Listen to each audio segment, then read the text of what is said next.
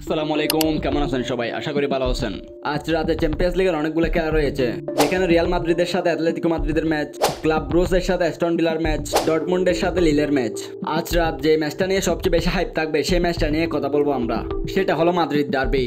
এই সিজনে এই মাদ্রিদ ডার্বি লা লিগের হয়ে রীতিমতো দুইবার দেখে ফেলেছি, যেখানে দুই ম্যাচের ফলাফলই ছিল ড্র। দুই ম্যাচেই এক এক গোলের সমতায় থেকে ম্যাচটা শেষ করেছিল দুই দলই। ওই লা লিগের ম্যাচগুলোর পর থেকে আজকের ম্যাচের আগ পর্যন্ত দুই দলের মধ্যে অনেকগুলো ভিন্নতা এসেছে। আমরা আজকে এইসব নিয়ে কথা বলবো। চ্যাম্পিয়ন্স লিগে মাদ্রিদ ডার্বির এই ম্যাচটার আজকের ফার্স্ট লেগটা হবে সান্তিয়াগো বার্নাবিউ রিয়াল মাদ্রিদের মাঠে, পরের লেগটা খেলতে হবে অ্যাটলেটিকোর মাঠে গিয়ে। এই ম্যাচটাতে রিয়াল মাদ্রিদ তাদের হোম অ্যাডভান্টেজটা পেলেও ম্যাচটাতে রিয়াল মাদ্রিদকে ফেভারিট ধরা যাবে না বলা যায়, কারণ এখন রিয়াল মাদ্রিদের ফর্ম অত বেশি ভালো নেই, যেখানে তারা লা লিগার হয়ে লাস্ট 5 ম্যাচে মাত্র 5টা পয়েন্ট পেয়েছে। এছাড়া তাদের অনেক ইনজুরি প্রবলেমও আছে। এই ম্যাচটাতে রিয়াল মাদ্রিদের ডিসঅ্যাডভান্টেজ হলো ম্যাচটাতে রিয়াল মাদ্রিদ জুড বেলিংহাম এবং দানি সেবায়োসকে পাবে না।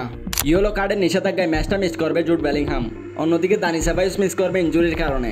লা লিগে এই দুই দলের যে ম্যাচটা সান্তিয়াগো বার্নাবিউতে হয়েছিল, সেই ম্যাচটার ম্যান অফ দ্য ম্যাচ ছিলেন দানি সেবায়োস। অ্যাটলেটিকোর বিপক্ষে ম্যাচটা তো অসাধারণ খেলেছিল সে, কিন্তু দুর্ভাগ্যবশত এই ম্যাচটাতে তাকে পাওয়া যাবে না।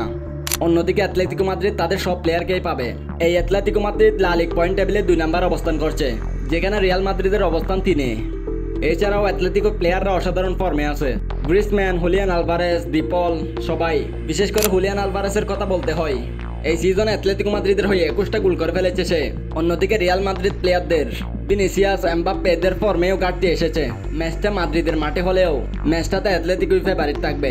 লাস্ট 10টা ম্যাচে রিয়াল মাদ্রিদ এবং অ্যাটলেটিকো মাদ্রিদের হেড টু হেড দেখি, তাহলে এখানে কোনো দলকেই এগিয়ে রাখা যায় না। দুই দলই 3টা করে ম্যাচ জিতেছে এবং 4টা ম্যাচ হয়েছে ড্র। আজকের ম্যাচটার জন্য আপনারা কাকে এগিয়ে রাখবেন কমেন্ট সেকশনে জানাতে পারেন। ধন্যবাদ। আসসালামু আলাইকুম।